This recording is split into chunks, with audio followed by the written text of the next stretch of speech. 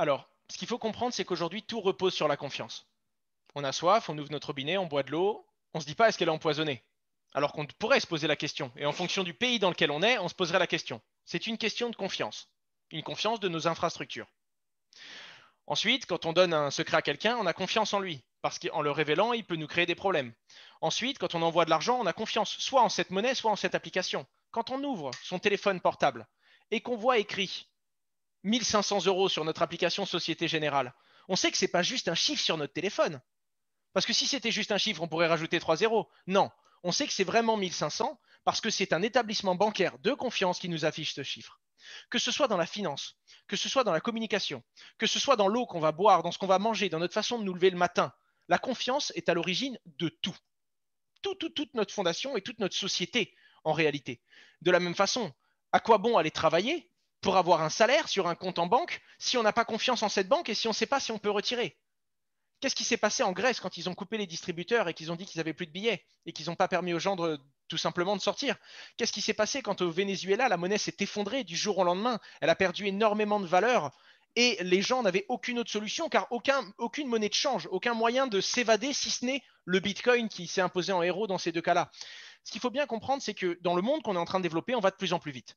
Mais il y a certains tiers de confiance qui sont pourtant faillibles car contrôlés par des humains. Et là, je me fais des ennemis, mais assurance, banque, gouvernement, tout ce qui est aujourd'hui tiers de confiance que l'on n'ose pas remettre en cause parce qu'on n'a pas de solution bis. Le Bitcoin est là pour montrer ce que la blockchain peut faire, mais la blockchain elle-même, sa réponse, c'est moi, je suis la dernière porte que vous aurez et qui restera ouverte même si le monde entier vous ferme toutes les autres.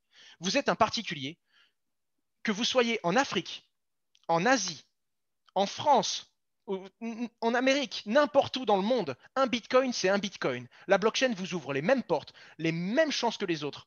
Et quand je parle à un Chinois avec un anglais approximatif et qu'on parle du bitcoin, même si on se comprend mal, quand on parle de bitcoin, on sait de quoi on parle. On sait ce qu'il y a derrière et on sait ce qui nous fédère tous les deux. Et ça, c'est incroyable. Et quand on utilise un outil blockchain pour signer un contrat, pour échanger une information confidentielle, pour communiquer de façon sécurisée, ou encore pour échanger de la valeur, du bitcoin ou une autre monnaie, on n'a pas besoin de se faire confiance. On a confiance en cette technologie qu'on a tous les deux compris avec nos valeurs, avec notre éthique et avec notre recul. Et on sait que grâce à ce pont, on va pouvoir se faire confiance et se serrer la main sans se remettre en cause parce qu'il n'y aura pas d'erreur. Parce qu'un homme peut être faillible, un homme peut avoir de l'ego. Une blockchain, elle, ne trahira jamais l'un ou l'autre par choix. C'est un algorithme authentique qui respectera une règle mathématique acceptée par les deux parties. Tout simplement.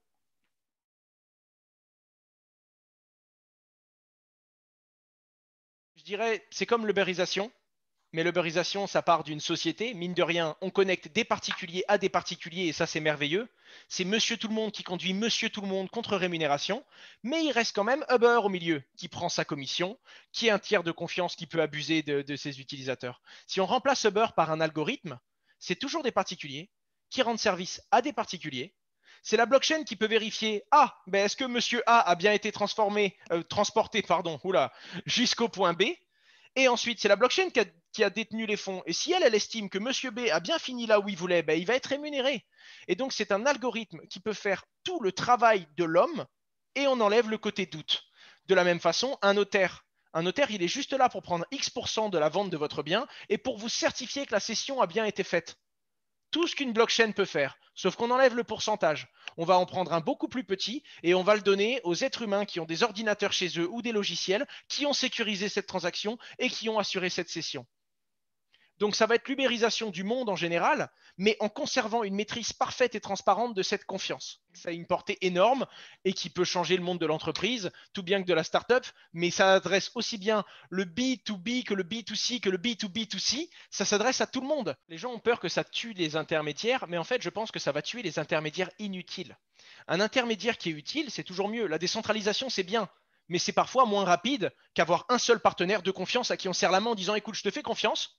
Donc, par définition, je baisse ma garde, mais on va aller beaucoup plus vite en se faisant confiance. On va gagner du temps, vous et moi, puisqu'on va passer certaines étapes, on va aller beaucoup plus loin et on ne va pas perdre du temps à revenir sur certains sujets alors qu'on sait très bien que la confiance est accordée. C'est un socle qui va nous faire vraiment accélérer.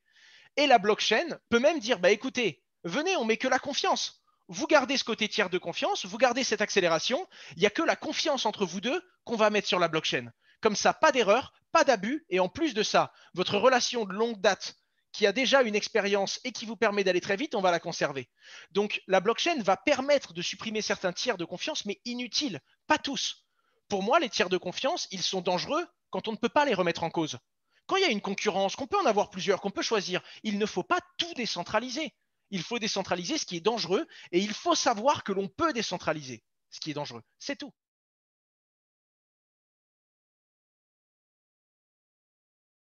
Dans le monde du sport, il y a énormément de choses. Contrat de cession de joueurs, diffusion, MyTV qui diffuse des web TV sur la blockchain, donc Unstoppable TV indirectement puisque c'est décentralisé, et surtout ce sont des gens comme vous et moi qui vont héberger et récupérer des commissions sur les clubs qui vont être diffusés, mais il y a également Chili's dans le monde du sport et Socios qui a signé les plus gros clubs de cette planète et qui va permettre aux fans d'être plus que de simples fans de leur club. Ils vont pouvoir prendre des décisions et interagir avec la direction du club quant aux joueurs qui vont venir les voir dans les loges, quant au budget, quant aux plein de choses, tout ce que le club accepte en gros de laisser comme gouvernance.